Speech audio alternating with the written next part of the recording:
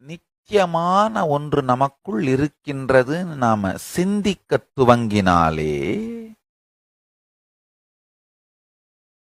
பய தாக்குதல்கள் குறையத் துவங்கிவிடும்.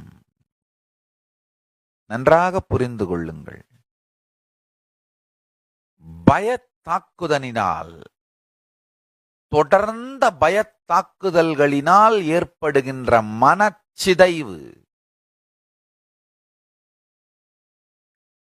தொடர்ந்து டிவி சீரியல் பார்த்தீங்கன்னா ஐயா கொடுமை என்னன்னா, ஆண்களெல்லாம் மதுவினாலும் பெண்களெல்லாம் டிவி சீரியல்னாலும் ஆல்மோஸ்ட் 80% மக்கள் மனச்சிதைவிலே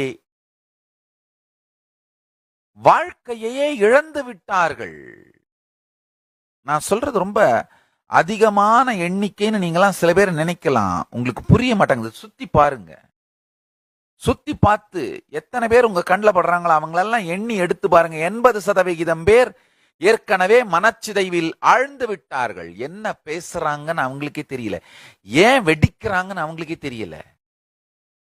உங்க வாழ்க்கையில நேரடியா சம்பந்தப்பட்டவங்களை எல்லாம் எண்ணி பாருங்க. ஏன் வெடிக்கிறார்கள்னு அவங்களுக்கே தெரியல, ஏன் டிப்ரெஷன் அவங்களுக்கே தெரியல, ஏன் அவர்கள் வாழ்க்கையின் குறிக்கோளுக்கு எதிராக அவர்களே செயல்படுகிறார்கள்னு அவங்களுக்கே தெரியல. எப்படி சிந்திப்பது என்று தெரியாமலே சிந்திக்க துவங்கி, ஏன் சிந்திக்கிறோம் என்று தெரியாமலே சிந்தித்துக் கொண்டிருந்து, எதை சிந்திக்கிறோம் என்று தெரியாமலே சிந்தித்துக் கொண்டிருந்து, எப்படி சிந்தனையை நிறுத்துவது என்று தெரியாமலே சிந்தித்துக் கொண்டிருந்து,